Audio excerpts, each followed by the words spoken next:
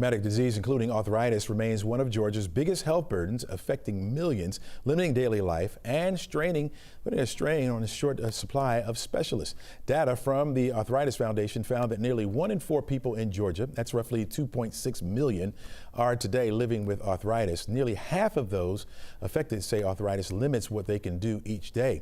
By the year 2040, that number is projected to be soar even higher as Georgian populations gets older and health demands continue to grow. Let's examine these numbers. Let's bring in Dr. Douglas White to talk all about this. So glad you are joining us today. Welcome to the show. Thank you very much. Good to be with you. All right, we said nearly 1 in 4 adults in Georgia reporting arthritis. How does that translate into what we're seeing on a day-to-day, what you're seeing day-to-day in your practice? An increasing number of patients who are looking for subspecialty care in rheumatology. And of course, you combine that with the shortage in specialists, including rheumatologists that you already mentioned across the country and including here in Georgia. And it translates into long lines to get in to see a rheumatologist and long drives to get in to see a rheumatologist. Slows down access to care, and it's a problem that we've been battling for some time and are working very hard to solve. What would you say is the biggest complaint that you hear from patients who suffer from this disease in their daily lives?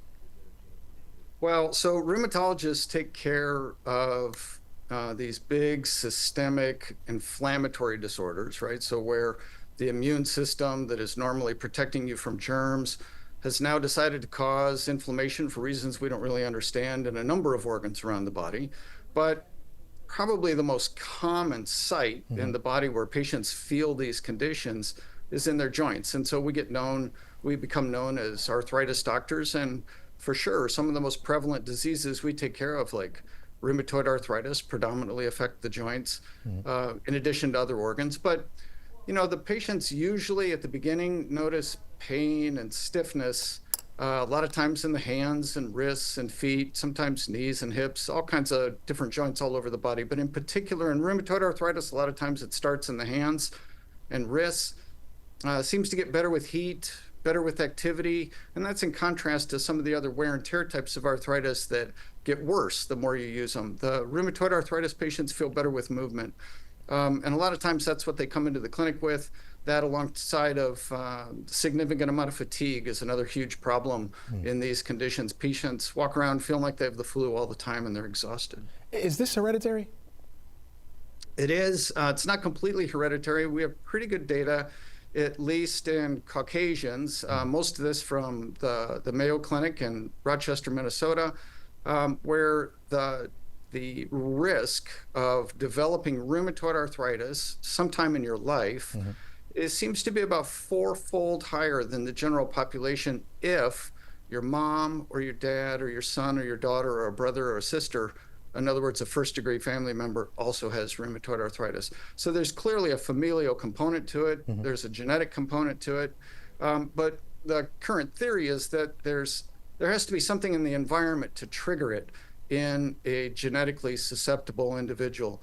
And so we think that the underpinnings of this revving up of the immune system is there from a very early age, and then it starts to slowly develop over time, even before the patients have symptoms. And of course, we're trying to identify these patients as quickly as we can with testing and early referrals, because when we can intervene early, the treatments work so much better. Doc, when you say trying to get it early, right? What are some of those signs that we should be looking for that maybe we think is the onset of this?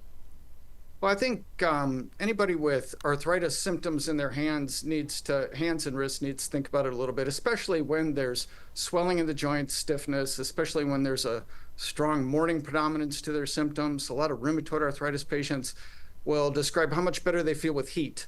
That's another really interesting sign that really seems to distinguish rheumatoid arthritis and other types of inflammatory arthritis from the wear and tear arthritis. And so we like to have the opportunity to screen those patients with exams and a deeper history and some blood work and sometimes even some imaging to see whether or not we can find evidence of early arthritis before it's obvious, early rheumatoid arthritis especially. And then we can offer those patients therapy and sometimes abort the disease early in its course. And then when that happens, the patients have a far better outcome.